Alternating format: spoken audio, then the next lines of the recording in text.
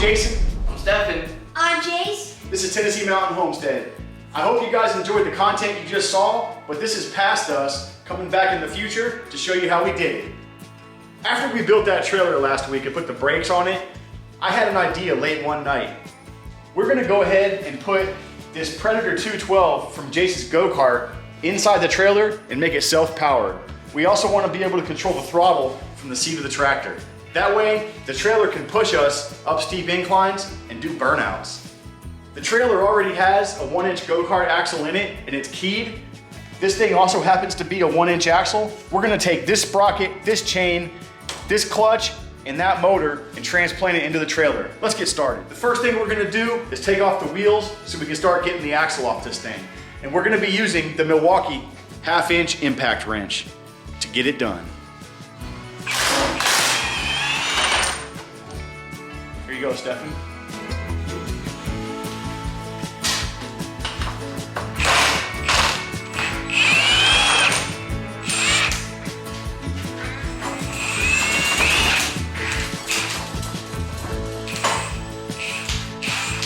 All right, after the wheels are off, the next thing are these spacers and this brake drum, which we've already loosened up.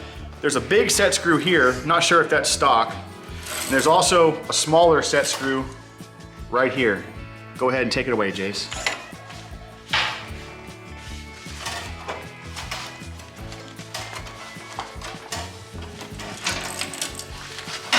Very good. The next thing we need to do is start looking at loosening up the engine so we can make the chain looser, so we can get the chain off. We also need to look for a master link, and then we need to undo these bolts here to drop the bearings so we can drop the whole axle out from underneath it. All right, we found the master link.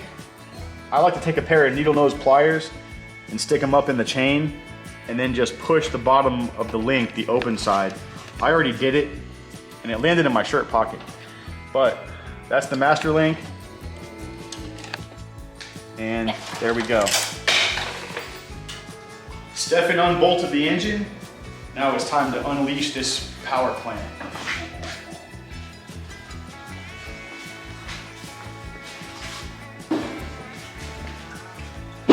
What a beast. The next thing we're gonna do is take off the bolts that hold the bearing and hold the axle on. And we're gonna do that with this Milwaukee 3/8 drive impact wrench. Take it away, Stephen.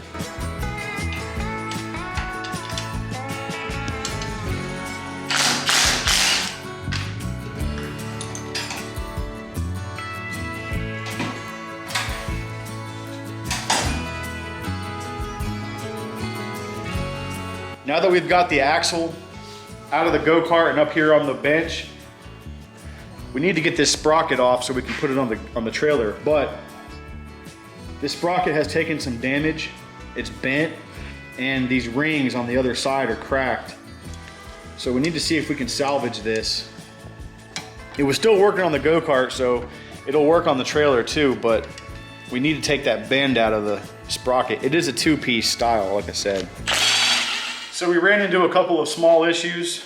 Like I said before, this thing was cracked and bent. We took out one bolt, and that's what's going on. It's busted. The whole thing's aluminum though. The sprocket and everything else. This whole thing's cast aluminum.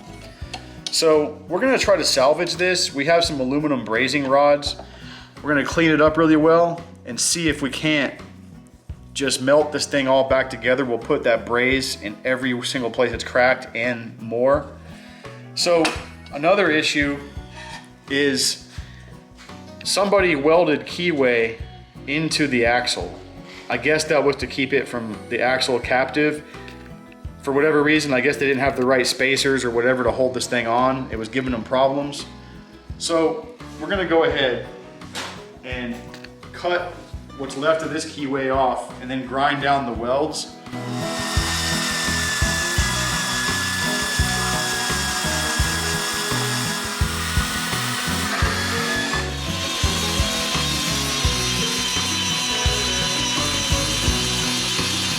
This was an unfortunate event.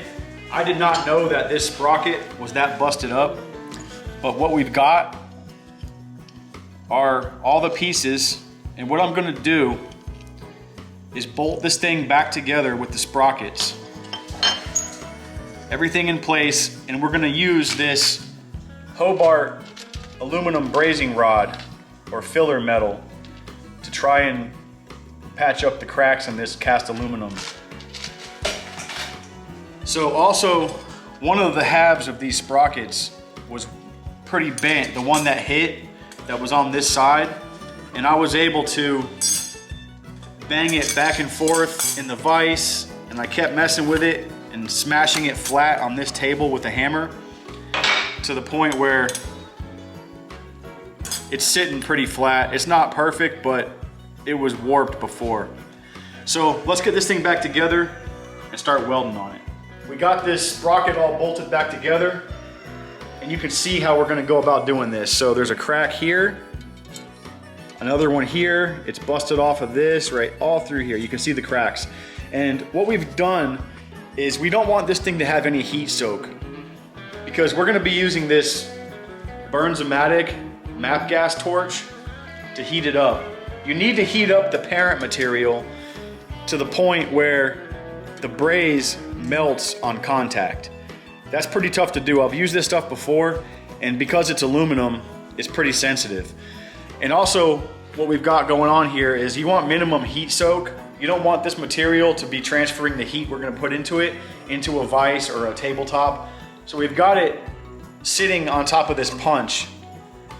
So hopefully we get minimum heat soak into any other thing.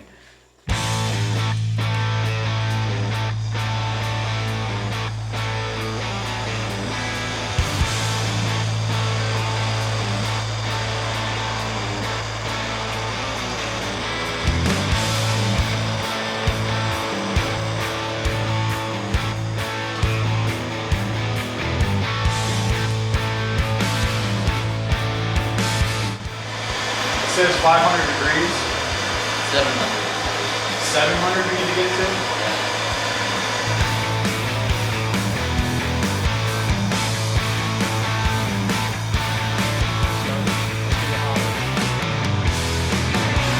All right, guys. I think we're approaching the temperature it needs to be.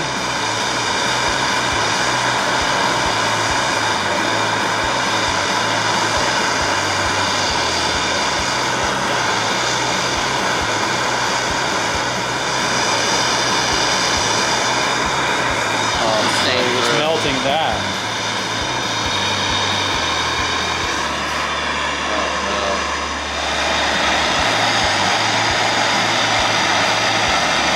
Well, apparently the parent material has the same melting point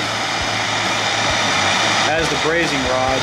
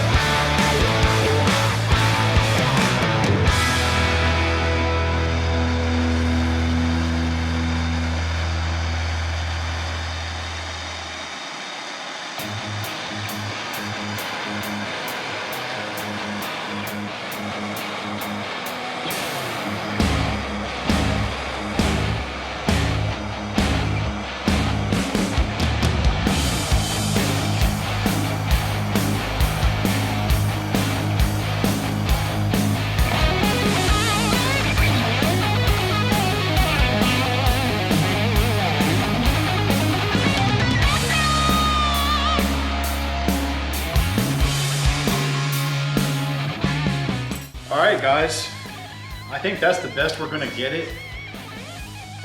Hopefully that's strong enough. I mean, it was broken before, and it was still holding up just fine to the go-kart.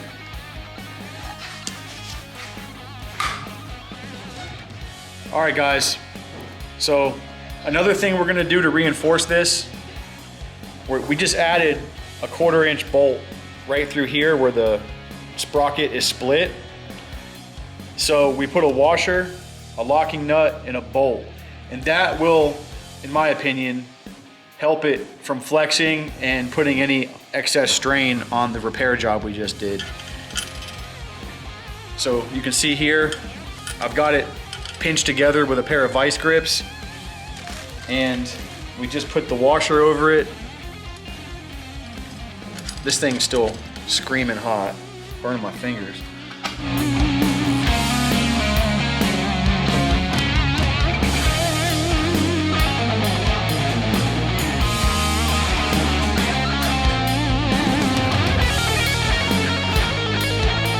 Now that we've got the engine, the sprocket, and the chain ready to go, we're gonna start tearing this thing back down.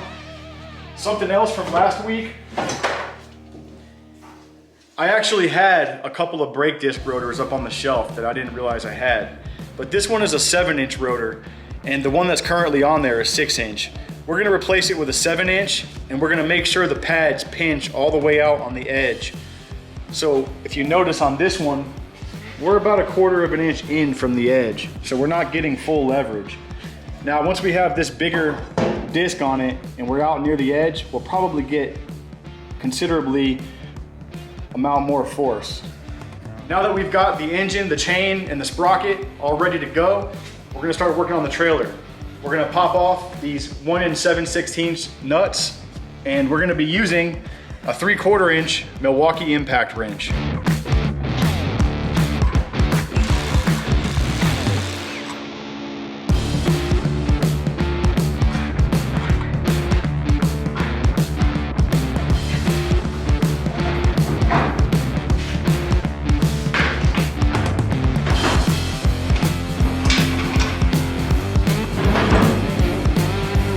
Trying to get the engine in place, and what I'm going to do is just use Unistrut again. Stefan is currently cutting out the pieces I asked him for. It's going to have 2 pieces of strut running long ways on the trailer underneath the center of each mounting bolt on the block. Then we're going to have another couple of pieces like this one for the brake right here at the ends of those pieces going back over to the main support structure. And that way it'll box the engine in, it'll have something solid to mount to, and also we'll be able to slide the engine a little bit to tighten the chain up. So I think I've got the engine placed about where it needs to be. I need to give it some room inside the trailer for clearance so air can get into the flywheel cover. So we're looking at about 3/4 of an inch there. And I also need room for my sprocket to go on this axle and line up with the chain, which looks like we have plenty of room right here.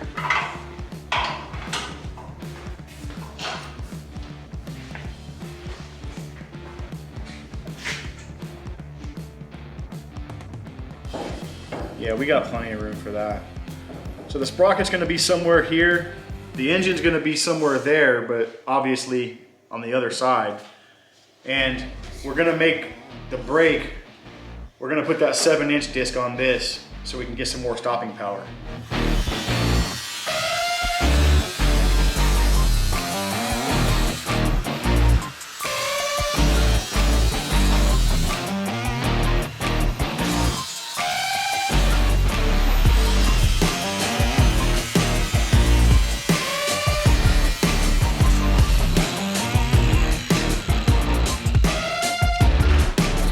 Quick update, I had to cut a relief in the sheet metal for the bigger disc brake to fit.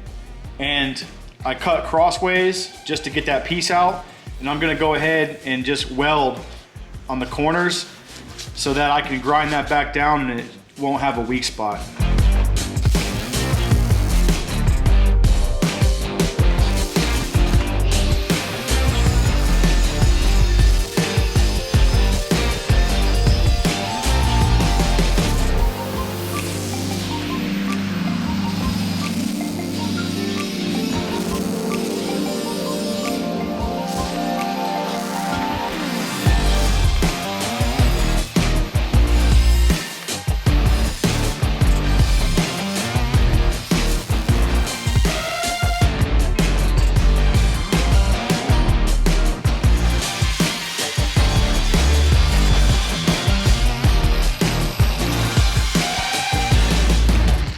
Yeah, that didn't go exactly as I had hoped. It just blows holes right through it, even on the right setting. So I got it filled back in. It's good to go. All right, so we got the engine mounts all ready to go. And the engine's gonna be obviously on the other side of the tractor. We'll drill through and we'll have these to put the nuts and washers on the underside of. So the engine will be basically sitting on these two pieces of unistrut, and it's supported completely by the main runners. Now, I had the engine sitting up here. I took some measurements, and the sprocket is going to need some clearance right here. So I'm gonna cut off through the sheet metal right here. I'm gonna cut a rectangle out for the sprocket and the chain to fit up through.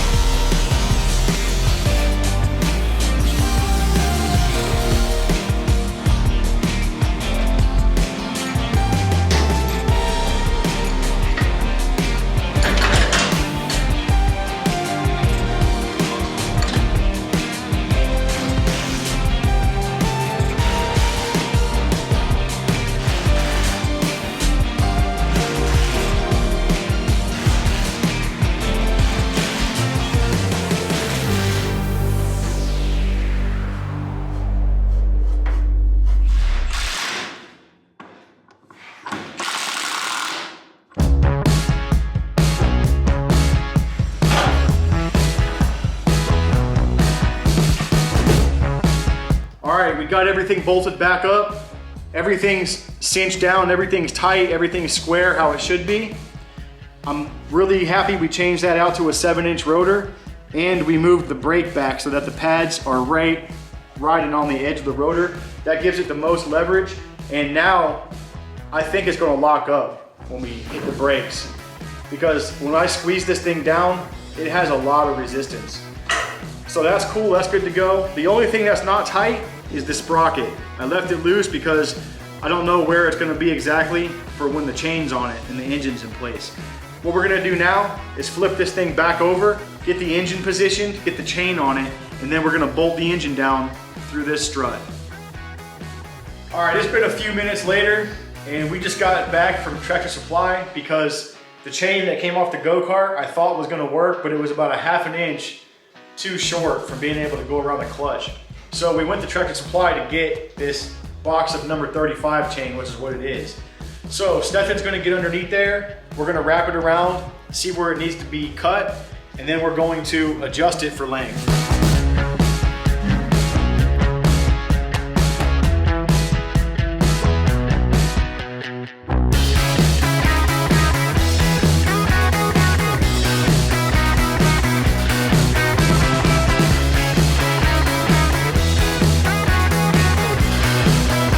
Yeah, so I didn't have a chain breaker for 35 chain or anything, but this is for bike chain. And what I did was you can see where it's broken there in the middle. I broke out the little pieces that used to hold the bike chain, so now I can just fit this in here. And I gotta kind of hold it, but once it lines up, this is strong enough to push it through. This chain's only a couple steps bigger than bike chain. I've never dealt with anything besides bike chain before though. And that's as far as it'll push the pin. You'll see in a second. It's still hanging on. So I take it over to the vise and we'll knock that out with a punch.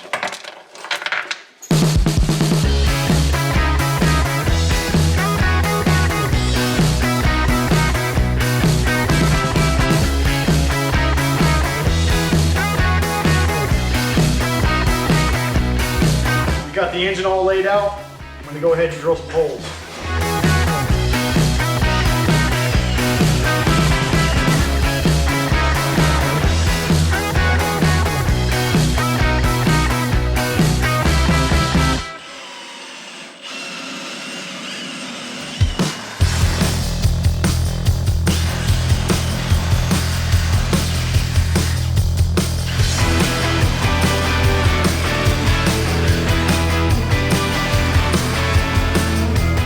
Engine's all bolted up, chain's installed, everything's tight. Let's fire this thing up and see what happens.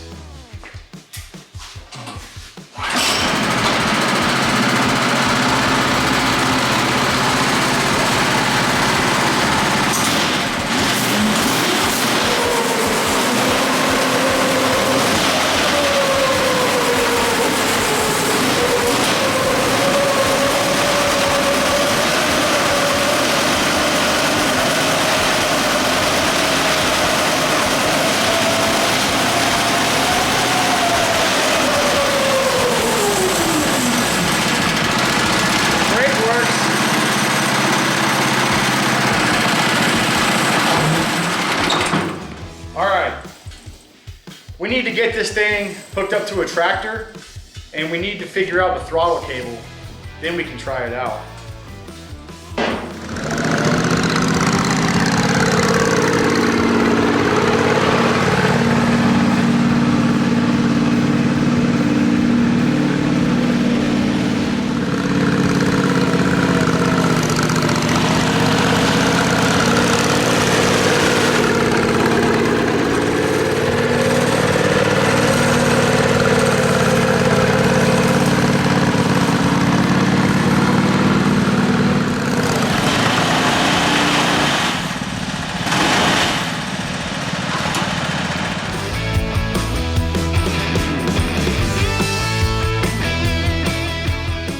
What's up, everybody? It's been a couple of weeks since the last clips we filmed about this trailer, and that's for a couple of reasons. First, it's not what we wanted it to be. It does not have enough power to overcome these big tires, and the brake, even with that bigger rotor, still can't make this thing skid or really put a lot of resistance on the tires. So, in that time, I have procured some parts. We got smaller wheels and smaller tires. These are actually 19.7 on an 8-inch rim. I got axle hubs for those rims. They're 4-on-4 bolt pattern. And I got a 94 tooth sprocket. The one that's in there is a 65 tooth. This is the biggest one I could find that was priced reasonably. And I got a sprocket hub for it. Now what we're gonna do is get the engine out of this thing. We're gonna flip it over, get it up on the sawhorses, and we're gonna switch all these parts out. Stay tuned. One more thing. Before we take this thing apart, I wanna show you how much power this thing doesn't have.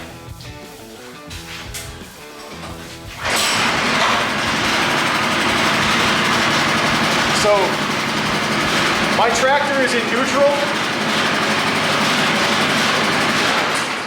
Oh.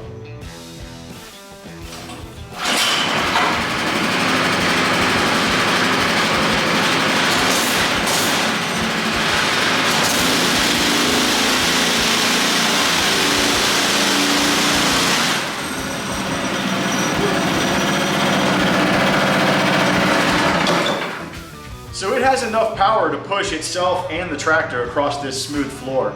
The tires cannot spin, and the clutch gets extremely hot, extremely fast.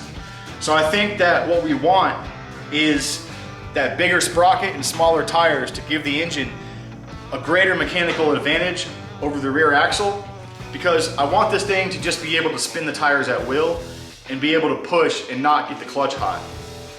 Let's get to it.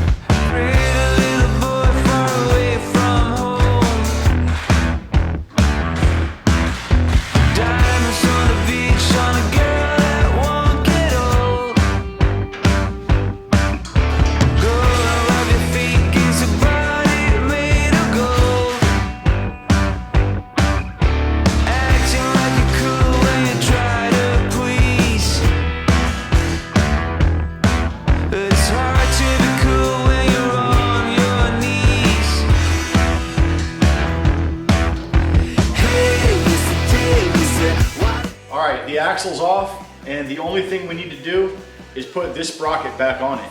Now, I got this sprocket, this hub adapter, and I got the wheel hubs, and pretty much everything from BMI Karts. I'll put the link in the description below. And it also came with the bolts, the 5/16 hardware to hold the sprocket hub adapter to the sprocket.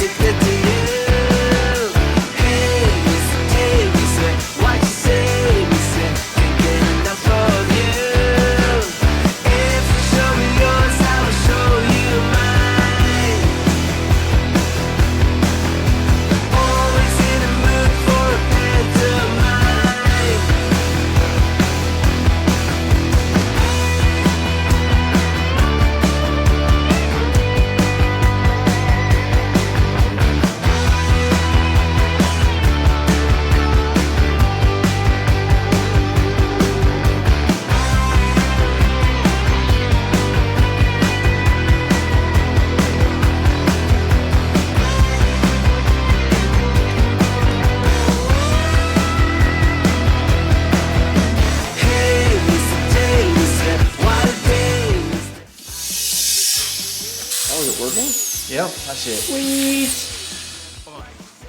Dad, that was actually not really hard.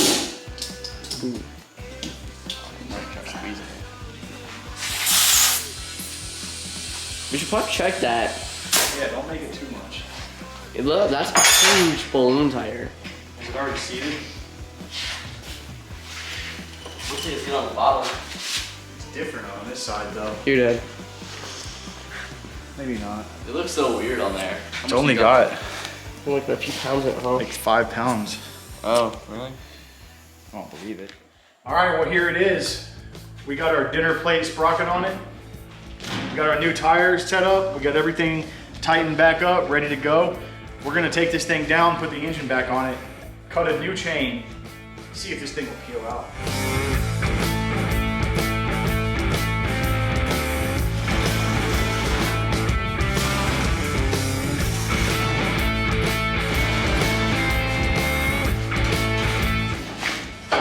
Those are really squishy. What? That thing's not tipping over ever.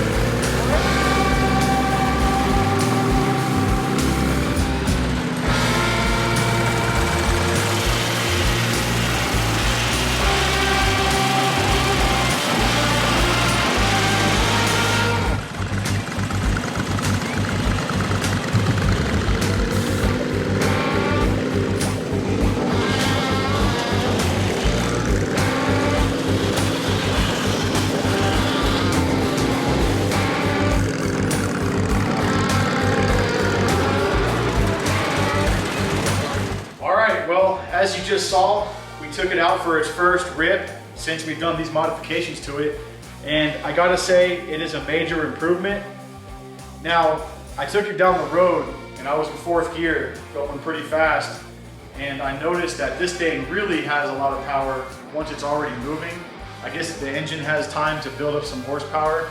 And I can feel this thing pushing my tractor faster down the road. Like when I hit the throttle, it pushes the back end of my tractor. I can literally feel like someone's back there shoving me. So this thing has power. It also, when I idled up the hill out there in the front driveway, the tractor would conk out. Now with no throttle input on my tractor, doing the same thing right after that, I used the throttle on this and my tractor didn't conk out. This pushed the whole thing up. Or in conjunction with what this was offering, this added the extra. My tractor didn't conk out and the engine was barely running.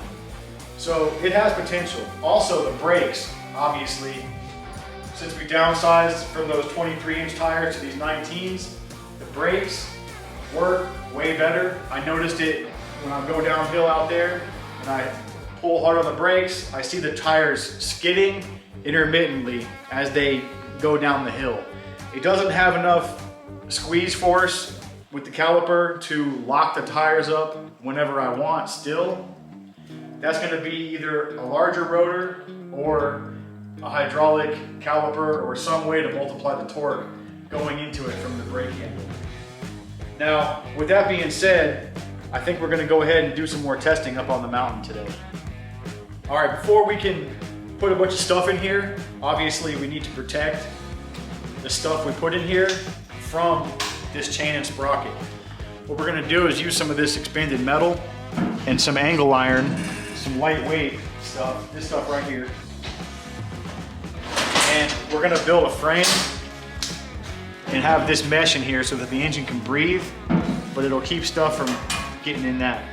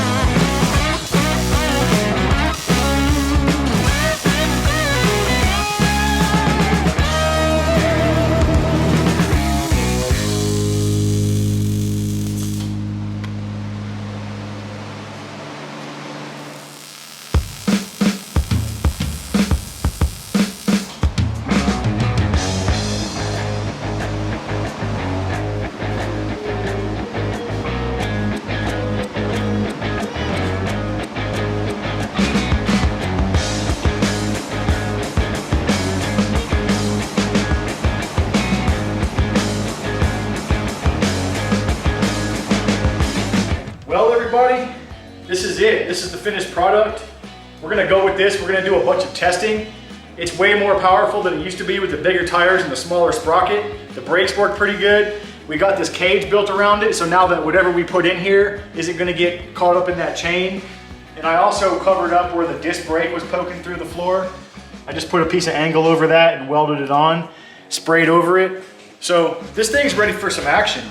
And that's gonna conclude this build video for the trailer series. I'm gonna go ahead and make a separate video to show this thing in action. We're actually fixing to take this thing up the mountain and hopefully we can set up camp up there tonight and have a good time. So we're gonna go get some firewood. We're gonna bring up a generator. We're gonna bring up some heavy stuff, a cooler full of ice, come down with firewood and test the brakes. And if you're new to the channel, please like, comment, and subscribe. Once again, I'm Jason. I'm Stefan. This is Tennessee Mountain Homestead. Jace and Colt are somewhere in the house, and we'll see you on the next one.